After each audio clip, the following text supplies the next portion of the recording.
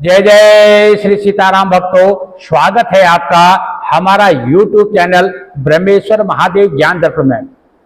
भक्तजनों, आज हम चर्चा करने वाले हैं भाद्र मास के कृष्ण पक्ष में जो एकादशी तिथि आएगी वो कब आ रही है, उसका व्रत कब रहेगा। भक्तजनों, ये जो है अजा नाम से एकादशी जानी जाती है, इसी के बारे में हम चर्चा करने वाले हैं। भक्तों, यदि आप हमारे इस चैनल पर नए हैं तो इसको सब्सक्राइब कर लीजिएगा। वीडियो आपको अच्छी लगे तो इसको लाइक कीजिए, ज्यादा से ज्यादा लोगों तक शेयर कीजिएगा। भक्तों, सबसे पहले हम बता दें, एकादशी तिथि का जो व्रत है, एकादशी का जो व्रत है वो 29 अगस्त 2024 गुरुवार को मनाया जाएगा। एकादशी तिथि का जो प्रारंभ है वो 28 तारीख और 29 तारीख की मध्य रात्रि में 1:20 में रात्रि में जो है 29 तारीख की रात्रि में जो है 28 और 29 की रात्रि में जो है 1:20 पे जो है एकादशी तिथि प्रारंभ हो रही है। जो 28 और जो माफ कीजिए 29 और 30 की मध्य रात्रि में 29 तारीख की रात्रि को 30 तारीख के सुबह काल में जो है 1:38 पे एकादशी तिथि जो है समाप्त हो रही है। इसलिए सूर्योदय व्यापनी के हिसाब से 29 अगस्त 2024 को ही जो है इसका व्रत किया जाएगा। उसके बाद रात्रि में जो है 29 और 30 की जो रात्रि मध्य रात्रि में 1:38 के बाद जो है द्वादशी तिथि का प्रारंभ हो जाएगा। इसलिए 29 तारीख को ही जो है एकादशी का व्रत किया जाएगा। भक्तजनों, इसका जो पारना का समय रहेगा, इसका जो है सवेरे हरिवासर में जो है इसका पारना नहीं किया जाता है।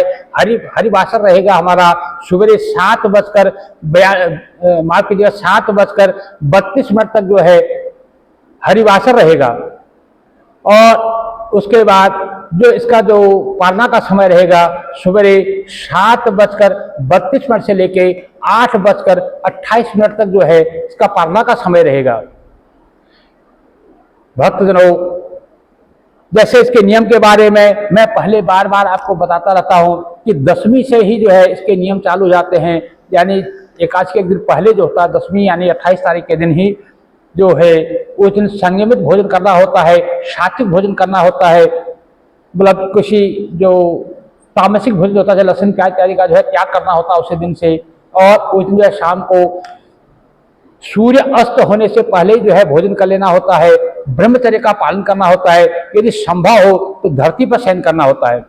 एकादशी के दिन सवेरे जो है ब्रह्म मुहूर्त में उठ करके सबसे पहले राम राम करते हुए बिस्तर का अपना जो है शैया का त्याग करें। उसके बाद स्नानादि से नित्य कर्म है उससे निवृत्त होकर के सबसे पहले भगवान सूर्यदेव को अर्घ्य दें, सूर्यदेव को नमस्कार करें, धरती को नमस्कार करें। उसके बाद में अपने घर में जो भी आपके बड़े बुजुर्ग, माता पिता, सास ससुर इत्यादि जो भी आपसे बड़े हैं, बड़े भाई बड़े भाभी या दादा दादी नाना नानी जो भी आपके घर में उपस्थित हैं, उन सबके पैरों में जो है आप नमस्कार करके उनसे आशीर्वाद लीजिए और उनको अपने व्रत के बारे में बताइए। उसके बाद में आप जहां आपका पूजा स्थल है उस पूजा स्थल में जहां पे आपका घर का मंदिर या वो है जहां भी एकांत आप पूजा करते हैं उस जगह में जाएं।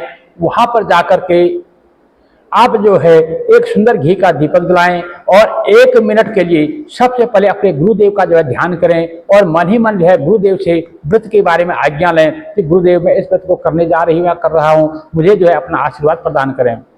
उसके बाद में हाथ में अक्षत, जल, पुष्प इत्यादि लेकर के संकल्प करें और संकल्प में अपना नाम, अपना गोत्र, अपना स्थान, तिथि इत्यादि जो है बोल करके जो है आप संकल्प करें। संकल्प की संक्षेप विधि हमारे डिस्क्रिप्शन में जाएंगे, हमारे जो हम वीडियो पर डाउनलोड कर चुके हैं, डिस्क्रिप्शन में उसका लिंक मिल जाएगा, वहां से आप संकल्प करने की विधि देख सकते हैं। तो संकल्प कीजिए और संकल्प करने के बाद में वहां पे जो है भगवान जो है आपके पास ऋषिकेश भगवान या भगवान विष्णु का या नारायण का जो भी आपका चित्र है, राम का, कृष्ण का जो भी आपका मूर्ति है तो ठीक है, नहीं तो जो आपके पास विग्रह है, कोई चित्र है, जो भी है उनको आप स्नान इत्यादि करवाइए, पहले पानी से स्नान कराइए। यदि आपके पास मूर्ति है या शालिग्राम का जो है पत्थर है या मतलब जो आपके पास शालिग्राम देवता है या आप जो है मूर्ति है, लड्डू गोपाल जी हैं, जो भी है उनको स्नान कराइए पहले पानी से, फिर पंचामृत से, फिर जो है शुद्धोदक स्नान गंगा जल से उनको शुद्ध स्नान करा करके अंग प्रोक्षण कीजिए। उनको वस्त्र पहनाएं, यदि वस्त्र का अभाव है तो आप कलावा वस्त्र के रूप में दीजिए।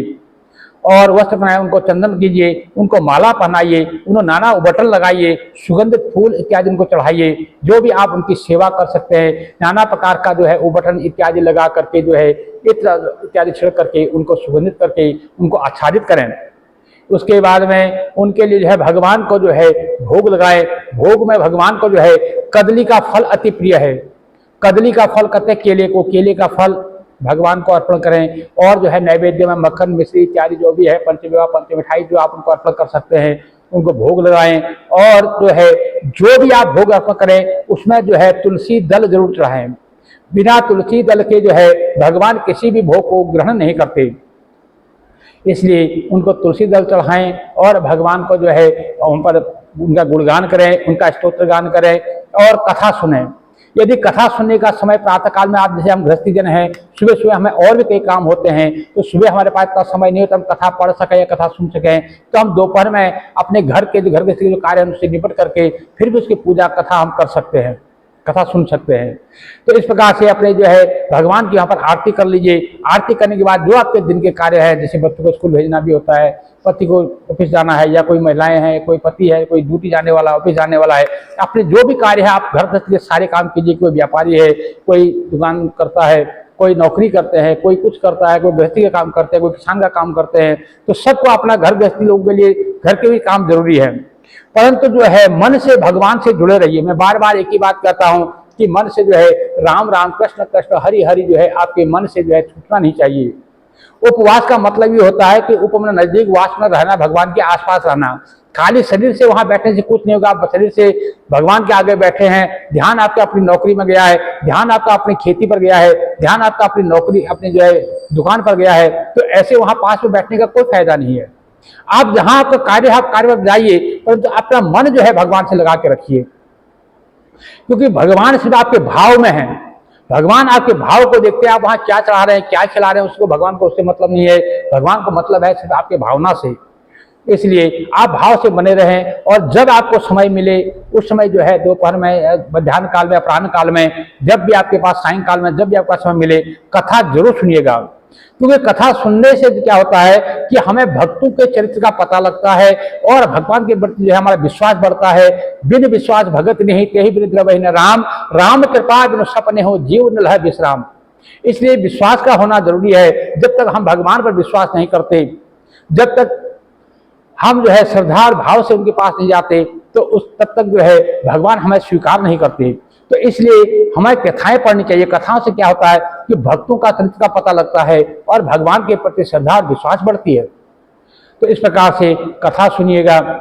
कथा सुनने के बाद आरती कीजिए, सायंकालीन आरती कीजिए, और प्रातः काल में जो है द्वादशी के दिन सवेरे जो है उनका सवेरे द्वादशी के दिन फिर वही जैसे अपना सवेरे उठ करके नित्य कर्म से निवृत्त हुए।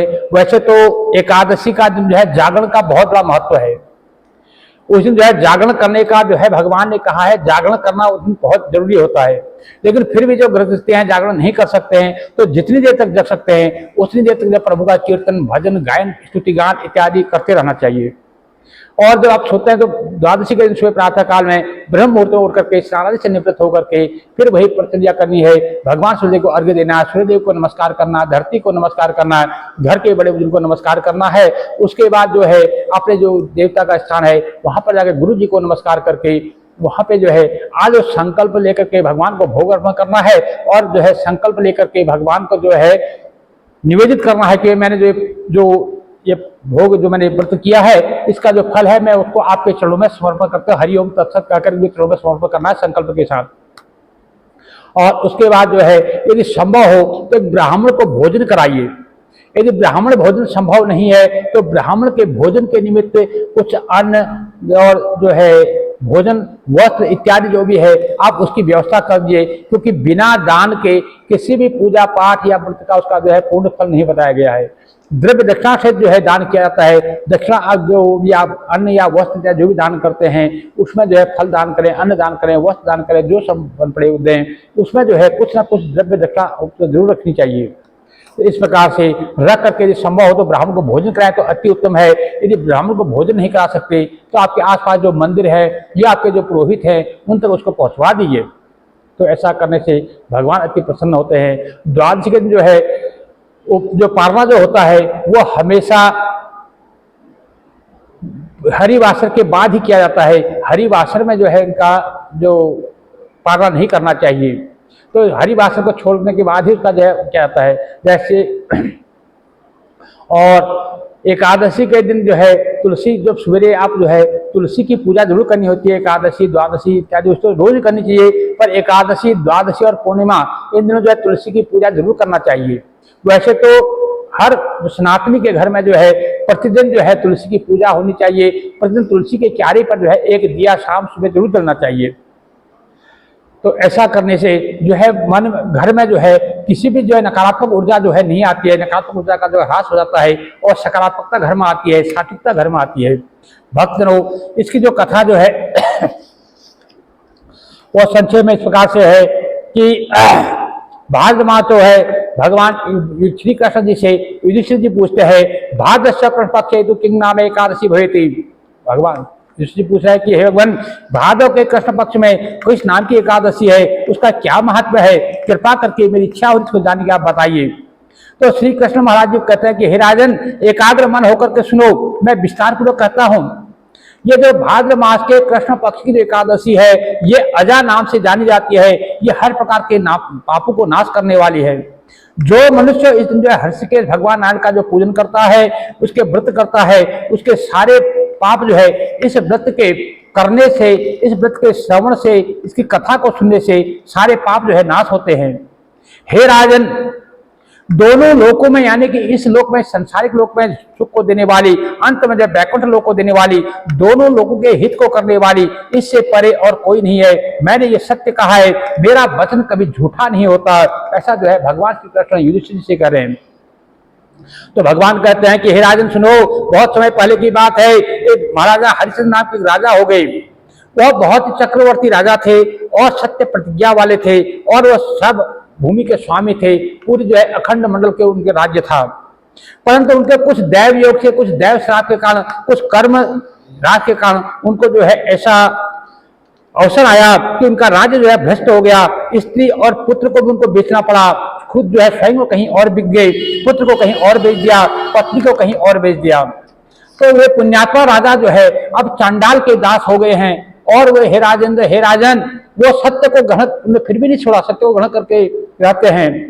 अब वो जो है वहां उस चांडाल के जो है शमशान भूमि में रहते हैं। वहां पर जो भी शव आते हैं उनसे जो है मृतक के वस्त्रों को जो है उनसे लेते हैं। और वो श्रेष्ठ राजा ने इस पर भी वो अपने सत्य का पथ नहीं छोड़ा, इस पर भी चलायमान नहीं हुए। उन्हें अपने पुत्र को बेच दिया, अपनी पत्नी को बेच दिया, अपने आप को भी बेच दिया, परंतु सत्य को नहीं छोड़ा। इस विधि से वो राजा के बहुत से वर्ष व्यतीत हो गई। उसके बाद एक दिन राजा जो है बहुत चिंता में पड़े हुए थे, व्याकुल थे, अत्यंत दुखित हो गए और अब वो सोच लगे कि मैं इस चांडाल के घर में यहाँ पड़ा हूँ, इस संसार में पड़ा हूँ, अब मैं धर्म कर्म कुछ नहीं कर सकता, मैं क्या करूँ, मैं कहाँ जाऊँ, कैसे मेरा उद्धार होगा। पाप रूप समुद्र में डूबे हुए उस राजा ने इस प्रकार से चिंतन किया। तो उस समय जो है राजा को इस प्रकार से बहुत दुखी दे करके वहां से दैव योग से, क्योंकि राजा था तो पुण्यात्मा, तो उसके जो है दैव योग से उन्हें जो गौतम मुनि उनके यहाँ पर आए और हमेशा जो गौतम मुनि जो है पराया उपकार करने के निमित्त जो है ब्रह्मा जी ने ब्राह्मण का जो है जन्म ही दूसरे के उद्धार के लिए किया हुआ है। ब्राह्मण का जन्म ही हमेशा दूसरों का परोपकार करने के लिए हुआ है। ये जो है भगवान श्री कृष्ण जी युधिष्ठिर से कह रहे हैं। उस श्रेष्ठ राजा ने ब्राह्मण को देख करके नमस्कार किया। हमारे ब्राह्मण बंधुओं को चाहिए कि हमेशा जो है परोपकार के कार्य में लगे। तो इस प्रकार से हाथ जोड़ करके गौतम के आगे खड़े हुए और दुख संयुक्त होकर वृतांत को कहा। जब सारी बातें जो है राजा ने जो है गौतम मुनि के आगे कही। राजा के वचन सुन के गौतम विस्मय युक्त हो गए। अब वो सोचने लगे कि अब कैसे क्या होगा। फिर मुनि ने जो है राजा के लिए इस व्रत का उपदेश किया। उन्होंने बताया कि आप जो है भाद्र मास के कृष्ण पक्ष में जो अजा नाम की जो एकादशी आती है उसका आप व्रत करो। हे राजन, भाद्र के महीने की जो कृष्ण पक्ष जो अति पुण्य को देने वाली अजा नाम की जो एकादशी होती है, हे राजन उसका व्रत करो, पाप का नाश हो जाएगा, जिससे जो है आपका राज्य आपको वापस मिल जाएगा। उपवास में तत्पर होकर के रात्रि में जागरण करो। और इस प्रकार व्रत करने से संपूर्ण पापों का क्षय हो जाएगा। हे नरोत्तमो, मैं तुम्हारे पुण्य के प्रभाव से यहाँ आया हूँ। ऐसा कह के मुनि जो है वही अंतर्धान हो गई। मुनि का वाक्य सुन करके राजा ने उसके बाद जो भादो मास के कृष्ण एकादशी नाम जो अजा नाम की एकादशी आई, उसके उत्तम व्रत को किया। उसके करने से राजा के जो है समस्त पाप जो क्षण मात्र में ही नष्ट हो गई। और हे युधिष्ठिर जी, हे राजन, इस व्रत का प्रभाव सुनिए। इस व्रत के प्रभाव से राजा के दुख जो है जाते गए, दुख दूर हो गए और स्त्री द्वारा जो है शमशान में लाया हुआ उनका जो मृत पुत्र था वो भी जो है जीवित हो गया। आकाश में नगारे बजने लगे, फूलों की वर्षा हुई। उन्होंने अकंटक राज्य को पाया, अपनी स्त्री को पाया, अपने पुत्र को पाया। और राजा हरिश्चंद्र ने अपने पूर्वासियों समेत, अपने नगर निवासियों के समेत जो है उन्होंने स्वर्ग को प्राप्त किया। हे राजन, इस प्रकार के व्रत को जो विजोतम करते हैं वे सब पापों से मुक्त होकर निश्चय स्वर्ग को जाते हैं। हे राजन, इसमें कुछ भी संशय नहीं है। जो मनुष्य इस कथा को सुनता है या इस कथा को पढ़ता है उसको जो है वाजपेयी यज्ञ का फल मिलता है। इसलिए सभी मनुष्यों को चाहिए कि इसकी कथा को पढ़े, इसके व्रत के महत्व को सुने और आगे लोगों को ज्यादा से ज्यादा लोगों को सुनाए। जितने ज्यादा लोग इस कथा को सुनवा सकते हैं उतना पुण्य जो है आपको प्राप्त होता है।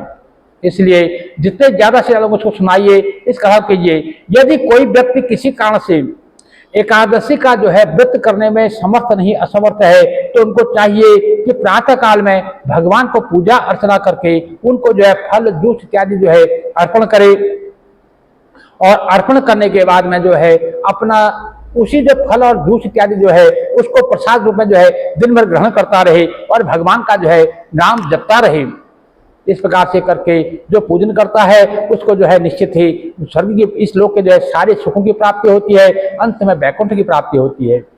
और अगले दिन द्वादशी के दिन हरि बासर को छोड़ करके उसके बाद जो है इसका पारणा किया जाता है।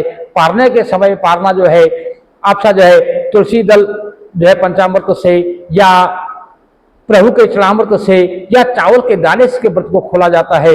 और या भगवान को खिचड़ी का भोग लगा करके और उससे भी व्रत को खोला जाता है। और यदि किसी दिन किसी कारण से अगले दिन कोई आपको व्रत हो तो ऐसे में जो है आपको फल अथवा चरणामृत से ही व्रत को खोलना चाहिए। भक्तजनों, यदि वीडियो आपको अच्छी लगे तो इसको लाइक कीजिए, ज्यादा से ज्यादा लोगों तक शेयर कीजिएगा। जय जय श्री सीताराम।